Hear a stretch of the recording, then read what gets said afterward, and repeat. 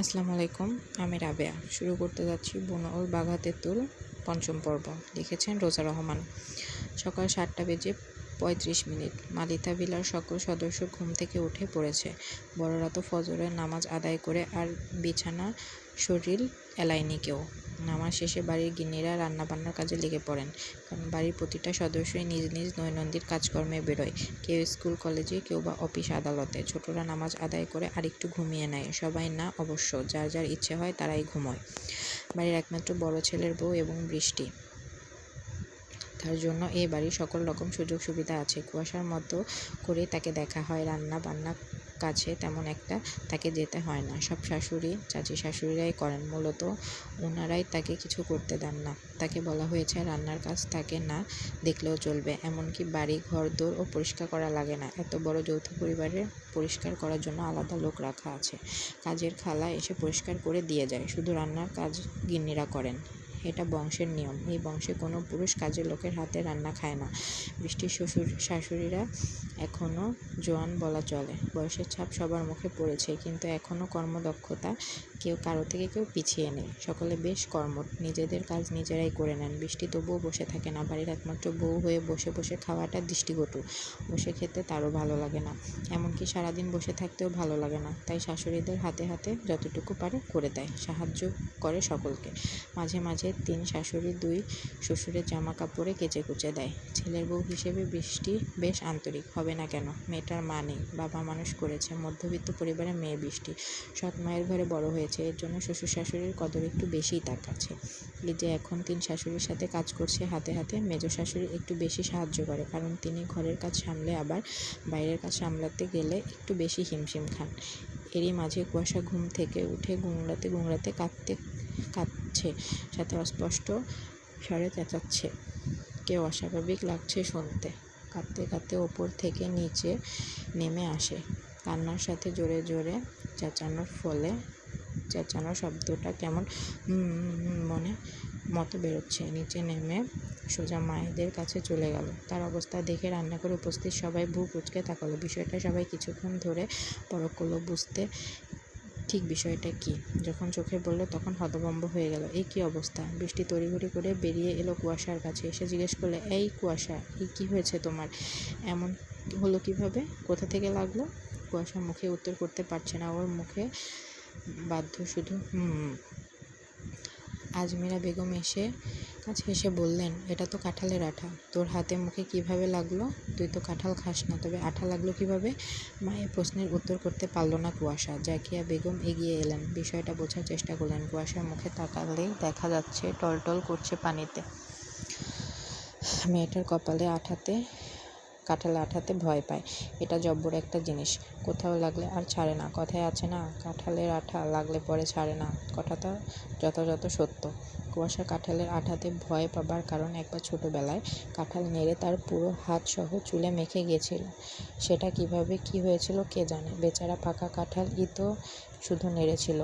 কে জানতো পাকা কাঁঠালের আঠা আবার এত তেজ। অপছন্দ থাকা সত্ত্বেও শখের বশে পাকা কাঁঠাল ছাড়তে গিয়ে বোটার অংশ ধরার পরে সারা হাত সহ জামা এবং চুল পর্যন্ত মেখে একাকার অবস্থা। হাতগুলো তেল দিয়ে তুলতে পারলেও চুলেরগুলো রক্ষা করতে পারেনি, কেটে ফেলতে হয়েছে চুল। তখন চুল অনেক ছোট ছোট ছিল বলে সমস্যা হয়নি। বেচারি যে কি অবস্থা হয়েছিল আঠায়, এমনকি সহ্য করতে পারে না, এখনও সহ্য করতে পারে না। এছাড়া শুধু যে আঠা লাগার ভয় তা না, পাকা কাঁঠালের গন্ধই সে সহ্য করতে পারে না। আর তার নাকি বমি আসে গন্ধে। তার ভাষ্যমতো দুনিয়ার সবথেকে অসহ্যকর, বিরক্তিকর এবং জঘন্যতম ফল কাঁঠাল। এমনকি তার ধারণা, কোন আবলা ব্যক্তি এই কাঁঠালের মতো অসহ্য একটা ফলকে জাতীয় ফল করেছে। এর থেকে আম লিচু তো ঢের ভালো। কি সুন্দর সুবাস আর খেতে মজা। জাকিয়া বেগম কুয়াশার বসার ঘরে এলেন। সেখান থেকে জোরে জোরে শিশিরকে ডাকতে লাগলেন। শিশির তখনও ঘুমের মাঝে মায়ের ডাক কানে পৌঁছাতে সে উঠে এলো। বসার ঘরে জাকিয়া, মালিথা, জাহিদ, মালিথা সহ তুষার, তুহিন ছিল। এরপর জাকিয়া বেগম বক্রখার কণ্ঠে শিশিরকে ডাকলো। হিমল উঠে এলো। জাকিয়া বেগম রাগে ফুঁসছেন। কত বড় সাহস ছেলেটার! কিছু না বলে একদম সাহস বেড়ে গেছে। জাকির মালিতা জিজ্ঞেস করলেন, কি হয়েছে জাকিয়া? ওইভাবে চেঁচাচ্ছ কেন? আস্তে চেঁচাও, দরকারে উপরে উঠে গিয়ে ডাকো। তুমি তোমার ছেলের কর্মকাণ্ড দেখেছ? কি করেছে? কি করেছে কি? সেটা তোমার ছেলে আসলেই জিজ্ঞেস করো কি করেছে আর কেন করেছে। স্ত্রীর কথায় জাকির মালিতা ভ্রু কুঁচকে রাশভারী মুখ নিয়ে চেয়ে রইলেন। জাহিদ মালিতাও স্বভাব সুলভ চুপচাপ বিষয়টা বুঝতে তাকিয়ে রইলেন। তুষার তুহিন ভেবেছিল প্রশ্ন করবে, কিন্তু জাকিয়া বেগমের কথা শুনে আর করল না। বিষয়টা দেখার জন্য চুপচাপ রইল। এর মাঝে শিশির নেমে আসতে আসতে প্রশ্ন করলো, কি হয়েছে আম্মু? এমন করে ডাকছো কেন? ভালো লাগছে ডাকাত পড়েছে নাকি বাড়িতে? ছেলের এমন ভাবলেশীন কথা শুনে জাকিয়া বেগম রাগে ফুঁসে উঠলেন। বললেন, তোমাকে আদর দিয়ে একটু বেশি বাদর করা হচ্ছে না? এসব কি করেছো তুমি? ওর মুখে আর হাতে কাঁঠালের আঠা কেন দিয়েছো? তুমি ভালো মতো জানো ও এগুলো সহ্য করতে পারে না। তারপরে এত বড় স্পর্ধা কি করে পাও তুমি? শিশির মায়ের কথা চুপ রইল। বুঝলো মা আজ প্রচণ্ড রেগে গেছে। মা যখন প্রচণ্ড রেগে যায় তখন তুমি করে বলে। সে একজন কুয়াশাকে দেখিয়ে নিয়ে চুপচাপ সোফায় গিয়ে বসলো। তুষার তুহিন সহ সবাই হতভম্ব হয়ে গেছে। সবার নজর শিশিরের ওপর। জাকিয়া মালিতা ছেলের ভাবভঙ্গি দেখে যা বোঝার বুঝে গেছেন। বললেন, কি হলো? মায়ের কথার উত্তর দাও। কুহেলির মুখে হাতে আঠা কেন দিয়েছো?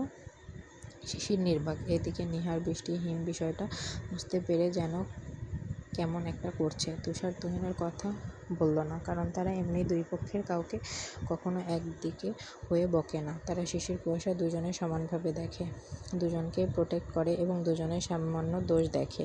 তারা জানে এরা একে অপরকেও কাউকে কম হেনস্থা করে না, তাই কখনো কারো পক্ষ নেয় না। নয়তো বিপদ। একজন চুপই রইল।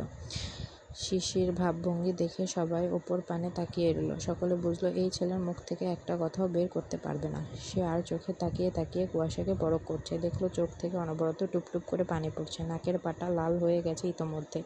উপরের ঠোঁটের সাথে নিচের ঠোঁট লেগে আছে আঠার জন্য। দুই হাত মুঠো পাকানো। এমন অবস্থা ওর পানে তাকিয়ে ফুঁসছে। শিশির বেশ মনে মনে হেসে মজা নিচ্ছে দেখে বোঝা যাচ্ছে। শিশির জানে যে কুয়াশা কাঁঠালের আঠাতে ভয় পায়, বিরক্ত হয় অনেক কাঁঠাল দেখলে।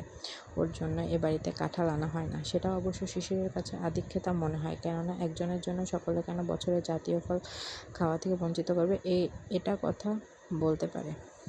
অবশ্য কাঁঠাল তারও খুব একটা পছন্দ না, কিন্তু খুব একটা অপছন্দ না। টুকটাক চলে তার কাছে ফলটা। তবে কথা হচ্ছে, এত বিরক্তি প্রকাশ করার কি আছে? অদ্ভুত। কুয়াশাকে কাঁঠালের আঠা মুখে এবং হাতে মাখানোর কারণ হচ্ছে গতকাল এবং গত পরশু সে তাকে কামড় দিয়েছে এবং চুল টেনেছে। এর জন্য সে মুখ দিয়ে কামড়ে দিয়েছে, সেই মুখে আঠা লাগিয়েছে এবং যেই দুই হাত দিয়ে চুল টেনেছে সেই দুই হাতেও লাগিয়ে দিয়েছে। পারলে তার দাঁত দিয়ে 12টা বাজাতো, কিন্তু আফসোস সেটার জন্য কিছু করতে পারেনি। এটা করেছে কুয়াশা যখন নামাজ পড়ে আবার শুয়েছিল তখন। কুয়াশা আবার নামাজ পড়ে ঘুমালে তার ঘুম হয় গাঢ়। যাই হোক, এমন বুদ্ধি বোধহয় একমাত্র এই শিশির মালিতার মাথায় পাওয়া যাবে যে হাত মুখের শাস্তি হিসেবে কাঁঠালের আঠা লাগিয়ে দেওয়া।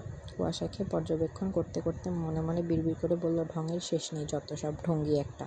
জাহিদ মালিতা এতক্ষণ চুপ করে থেকে আর পারলেন না কথা না বলে। তিনি এবার শিশির উদ্দেশ্যে বললেন, শিশির, এটা কি ধরনের মজা করা বলে?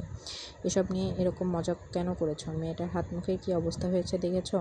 বাই এনি চান্স ঘুমের ঘোরে চোখে যদি ঢুকে যেত তখন কি হতো? এত বড় হয়ে এত কেয়ারলেস কি করে হও তুমি? এবার শিশির কথা না বলে পারল না। বলল, চাচ্চু, তোমরা জানো না এই ঢঙ্গির গব না, মানে তোমাদের মেয়ের কি করেছে তাই ওর জন্য আমাকে বকো না। ওর জন্য আমাকে বকছো কেন এত? তোমরা শুধু আমার দোষ ধরো। ও যে আমার সাথে লাগে তখন চোখে পড়ে না তোমাদের? শিশির, তুমি যথেষ্ট বড় হয়েছ। কুয়াশা এখনও ছোট, অত্যন্ত তোমার থেকে ছোট। ও বাচ্চামি করবে বলে তুমি কেন ওর সাথে তাল মিলে বাচ্চামি করো? আগে ছোট ছিলে, যা করেছো। এখন তো যথেষ্ট বুদ্ধি এবং বড় হয়েছ। এখনও কেন এরকম অভ্যাস পাল্টাও? এই বলে জাহিদ মালিতা আবার কুয়াশার উদ্দেশ্যে বললেন, কুয়াশা মামুনি, তুমিও নিজেকে সামলাও। এখন বড় হয়েছ, যথেষ্ট হয়েছে। বাচ্চামি করা বন্ধ করো। বড় ভাই যে তোমার, মানতে শেখো। মেজো চাচুর কথায় শিশির কুয়াশায় কেউই প্রত্যুত্তর করল না। দুজন একবার আর চোখে দেখলো। দুজন যতই মেজো চাচুর লেকচার গিলুক, এ দুজন কিছু আদৌ শুধরানোর বান্দা? কক্ষনো না। সে যাই বলুক তা এক কান দিয়ে শোনে তো আরেক কান দিয়ে বের করে। এমন কথা কতই তো শুনে আসছে, সেসব তাদের গায়েই লাগে না। এত বছরে নিজের এই অভ্যাস পাল্টাতে পারলো না, আবার এখন পাল্টাবে? তারা তো মারামারি চুলোচুলি করবে। শিশির মনে মনে বলল, এই ঢঙ্গি মাথা মোটার সাথে সখ্যতা কক্ষনো না। এইভাবে কুয়াশা বিড়বিড় করলো, এই খাটাসের সাথে সখ্যতা করার প্রশ্নই আসে না। তুষার পাশ থেকে আস্তে আস্তে প্রশ্ন করলো, এমন করছিস কেন? এই একইভাবে শিশির উত্তর করলো, ঠিকই করেছি।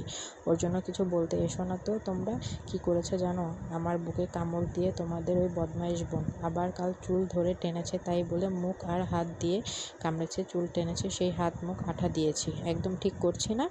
Equal equal. কথাটা পাশ থেকে তুহিন শুনল। কি আর বলবে, তেনারাই বললে তেনারাও চটকা গরম হয়ে মুখ ফুলিয়ে রাখেন ভাইদের ওপর। এদিকে আজমিরা বেগম এই নিয়ে কিছু বললেন না। তিনি আগোচরে একরকম। শিশিরকে তিনি যথেষ্ট ভালোবাসেন, তবে মেয়েকেও যথেষ্ট ভালোবাসেন, সাথে শাসন করেন। কিন্তু মেয়ের লাফালাফির সম্পর্কে তিনি অবগত। এছাড়া আজমিরিন বেগম বেশি কথা বলেন না। এই সংসারে তিনি আগে থেকেই কথা কম বলেন। এখন তো আবার স্বামী নেই। আম্বিয়া বেগম, জাকিয়া বেগম একটা দীর্ঘশ্বাস ফেলেন। এগুলোতে তারা অভ্যস্ত। হাজার শাসন করলেও কিছু হয় না। ছেলে মেয়ে দুটো ছোট থেকে খুব আদরে তাদের কাছে। শিশির ছোট থেকে আদর টাইপের একটা ছেলে, দেখতে কিউট, অবস্থা একটা ডিব্বা। তুষার দীর্ঘ একটা শ্বাস ফেলে বৃষ্টির দিকে তাকিয়ে বলল, বৃষ্টি, ওকে নিয়ে গিয়ে সরিষার তেল দিয়ে আঠাগুলো উঠিয়ে দাও। বৃষ্টি কুয়াশাকে নিয়ে গেল সেখান থেকে উপরে কুয়াশার রুমে। সবাই আবার যে যার কাজে লেগে পড়েছে। এসব নিত্যদিনের কর্মকাণ্ড। জাহিদ মালিথা বড় ভাইকে ডেকে বললেন, ভাই বলো, শুক্রবারে ওদের মামার বাড়ি গেলে কেমন হয়? ওনারা বারবার ফোন কল করছে। ওনারা চাচ্ছেন জলদি তুহিনের সাথে ওনাদের মেয়ের বিয়ের কাজ সেরে ফেলতে।